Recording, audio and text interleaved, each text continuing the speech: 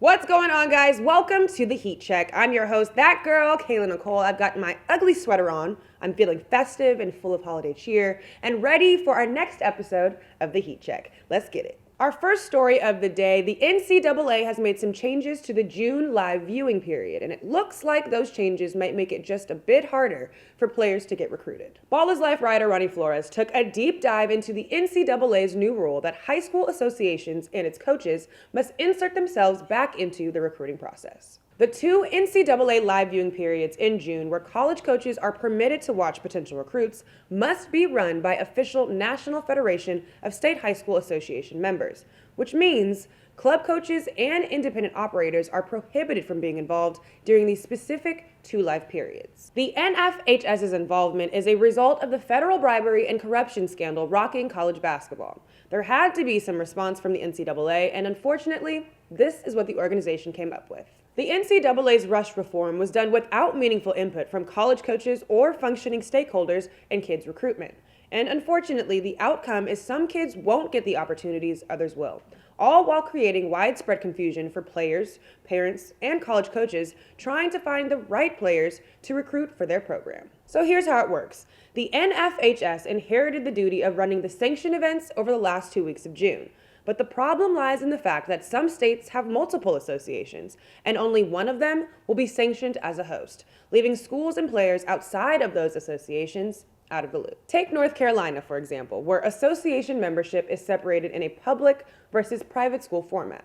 The Public School Association, which is made up of over 400 schools, is a sanctioned body, leaving the private school side, which features right under 100 schools, unable to participate. Assistant coach Jeff Smith of Greensboro Day, a private school in North Carolina, told Ballislife that there is a huge disconnect, saying, quote, "They don't want us to be sanctioned. From what I understand, the NFHS stance is, if they sanction a tournament or event and allow non-members to participate, they have no way of enforcing rules or punishing if there are sportsmanship issues," or something of that nature. Now we're going to welcome Ronnie in to give a little bit more perspective on what it's like to be a high school and college coach under these new rules. When you talk about the June NCAA live period, you're talking about something that seems unfair and unjust for just a certain amount of students who just simply happen to go to the wrong school. And that just doesn't feel right, it doesn't seem right, and legally it may not be right. So when you look at those June events, you have high school coaches that are now thrusted back into running them and executing them, and they simply may not know, where to begin and where to end. There's going to be how many? We don't know. How far are coaches expected to travel? Are they going to travel far to maybe check out their number one recruit, or are they going to just stay locally because there's going to be a bunch of events that are only sanctioned within the state? So the bottom line is there's a lot of unanswered questions, and it inherently seems very unfair for certain students. Texas is another example of a state where some schools will be sanctioned for live period events, while others will not. The University Interscholastic League is the approved league in the state, while the Texas Association of Private and Parochial Schools and Texas Christian Athletic League programs and players are on the outside looking in. The NCAA and NFHS claim that the change is to underscore the importance of maintaining an education-based focus on event formats and host sites. But those within the basketball community believe that it's just a knee-jerk response to the fraud and corruption scandal sweeping through the NCAA. Let's welcome in Atope Udo Emma, founder of the renowned Compton Magic Club basketball program, with his thoughts on these changes. I just don't know how you can alienate so many people that are trying to get to their dreams, and kids at that, who are helpless in this process. Like, everything that's going on right now, regardless of, whether it's, company or individual, like, still the one thing is the kids are innocent, and it's affecting the kids. So, that's the main thing I think right now is just all the missed opportunities for so many kids, right? So what's the real motive behind these changes? It's probably not motivated by money like everything else the NCAA does, seeing that it reported more than $1.1 billion in earnings in 2017. We're gonna guess it's driven by control. As the FBI scandal proved, there is little of it when it comes to those who control the recruiting process to NCAA member schools. Denying opportunities to potential D1 players simply because of what school they attend is not how it should work. All players should have an equal opportunity to get recruited. What do you guys think? Is the NCAA effing it up for everybody? Hit us with your take in the comments.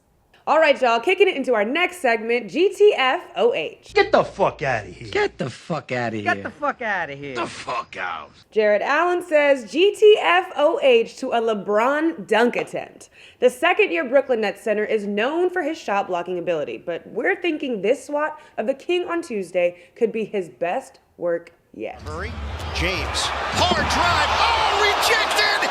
The throw just got the King! Push the pace, big old block by Jarrett Allen. All of it. ESPN Stats and Info dug up some crazy numbers that show just how rare it is for LBJ to have a dunk blocked. Now get this, out of 1,850 dunk attempts, only 9, that's right, 9 of them have been blocked. Check out at JR Sports' brief video breaking down all 9 of those attempts. James, hard drive, oh, rejected! The throw just got the King! Big old block by Jarrett Allen. All of it. He got all of that ball. For a young player, you see Clarkson on the attack. Oh my goodness. There was a little contact, but I don't think that's a foul. John Wall, the ex-Cavalier on the floor. LeBron James! Oh, he was going to crush it. Challenged by Drummond. 18 points, 9 rebounds, 6 assists from James. Double time! Miles Turner, welcome to the NBA, my friend. After the game, Allen said he's honored to be on the list of players who have thwarted a King James dunk, saying, quote, "That's a hell of a list to be on. He's an amazing player and I got the chance to do it, so I'm on that list forever now." LeBron was also asked about the play and said, quote, "He's in his 20s, I'm in my 30s. Takes me a little longer to get warmed up."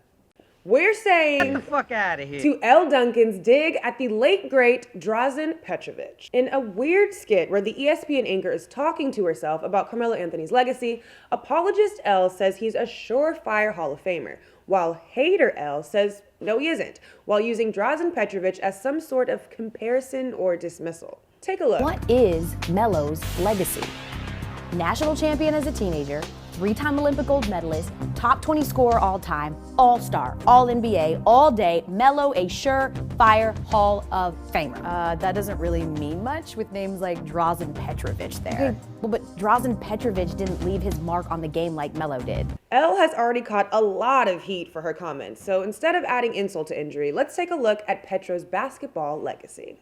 Before his tragic passing in June of 1993, the 6'5" shooting guard was touted as the Mozart of the parquet and served as an inspirational figure to young European players. He once scored 112 points in a Croatian League game in 1985. He won 2 EuroLeague championships and even starred on the Yugoslavian national team in 1989. In his final NBA season with the New Jersey Nets, Petrovic averaged a career-high and team best of 22.3 points per game. Moving into our next segment, Heads Up, featuring stories you might not know about, but absolutely should. Hands up! Hands up! First on the agenda, LeBron gives his youngest son Bryce a pep talk that all parents should take note of. Instead of focusing on how many points he scored or didn't score like my dad would do, LeBron cheered his son up by highlighting the things Bryce did to help his team win.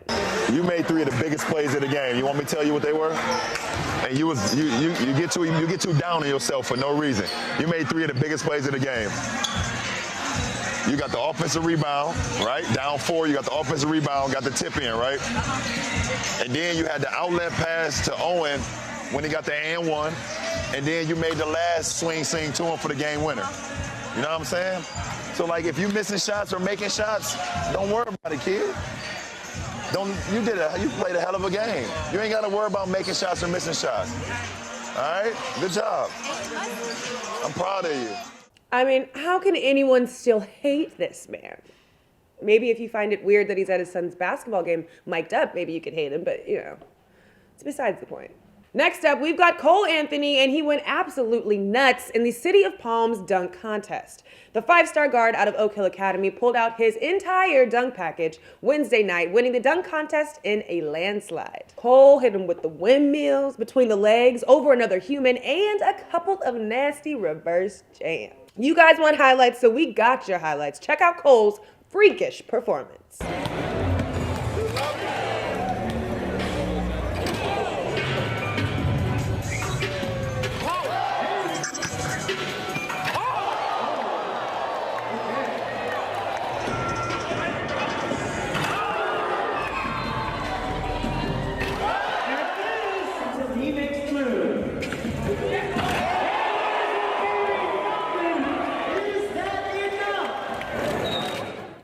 guys think? Does Cole have the nastiest dunk package in all of high school hoops? Sound off in the comments. Next up, the best dunker in the world? This man, Jordan Southerland, literally just floats in the air and has every dunk in the book in his arsenal. I mean, this dude is dunking with his damn elbow. Don't believe me? Just watch. Roll the tape.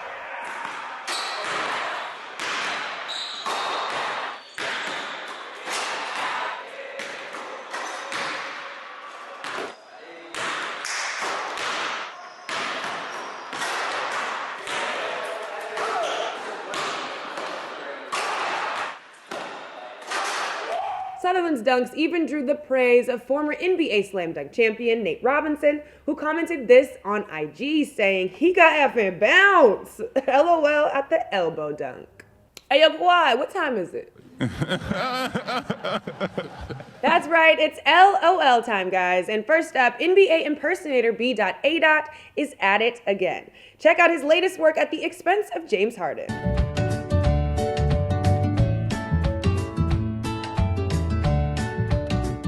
What's your all-time favorite B-Dot impersonation?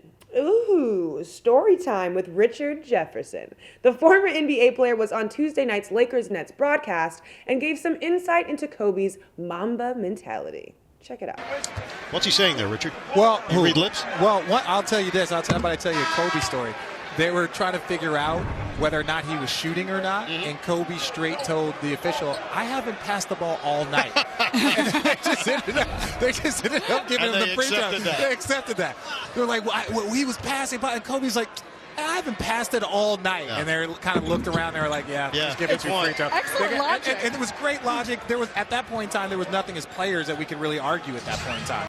I'll tell you what, when Kobe did pass, he passed that thing to the rim.